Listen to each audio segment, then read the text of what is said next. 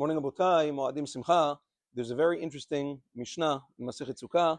It's brought down in Halacha with regards to the Arba'at Minim, with regards to the 4 species that we take on Sukkot. A person is supposed to take the following number of items. Listen carefully. A person is supposed to take 1 lulav, 1 etrog, 3 hadassim, and 2 aravot. Altogether, 7 items. Now, what happens if a person wants to add on? The Mishnah says, it's brought down also in Halacha, Shulchan Aruch Siman Tafresh Aleph Saif Tedvav. The Halacha is one may not take more than 1 lulav and more etrog. There's machloket if you took more than 1 lulav and 1 etrog in one shot, if it's considered bal tosif, adding on to the mitzvot.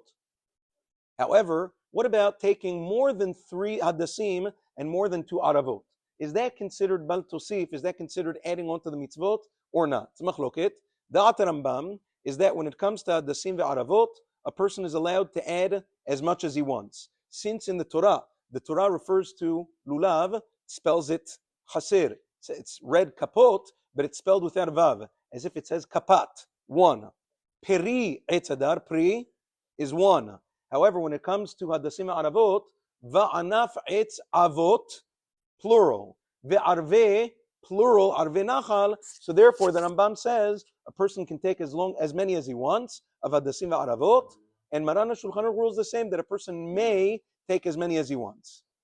That's why, by the way, among many Hasidim and Admurim, Rebbas, things of that nature, they try not to take more than 2 aravot, but hadassim they take a lot. Some take 36, some take 42, some take 72, all sorts of different tzirufim and all sorts of different numbers to be yotzei different inyanim.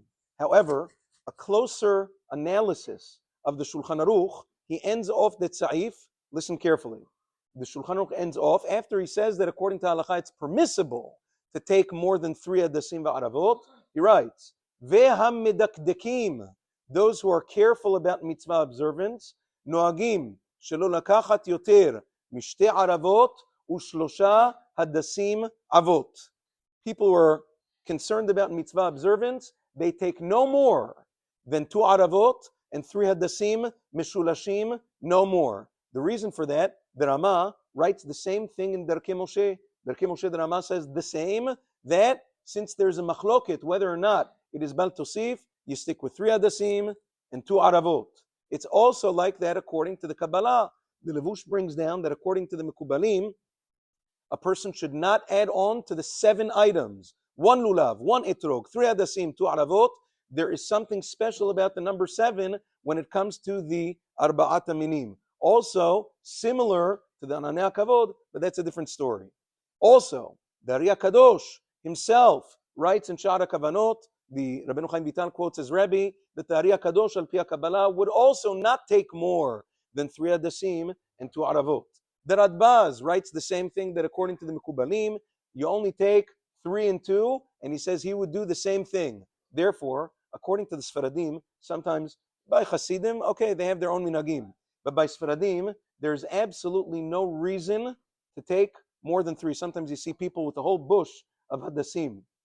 Is it mutar? Yes. Is it appropriate? No. Maran says no. Ari HaKadosh says no. Radbaz, Levush, Kaf HaChaim, Rama, you name it. Across the spectrum of poskim and mekubalim, they're all saying no. So why do some people take it? Because it looks, right, they like to stick out a little bit.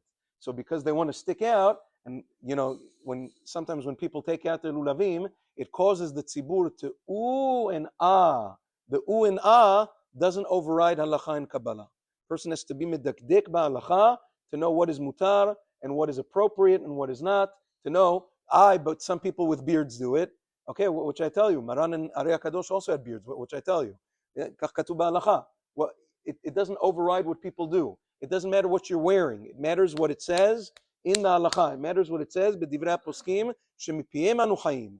That is the proper halacha, regardless of what other people are doing. And therefore, among the Sfaradim, for people to do that, regardless of who you may be, know that you're going against Maran. Know that you're going against the Ari HaKadosh. Know that there's no basis, neither in halacha nor in Kabbalah, unless you want to.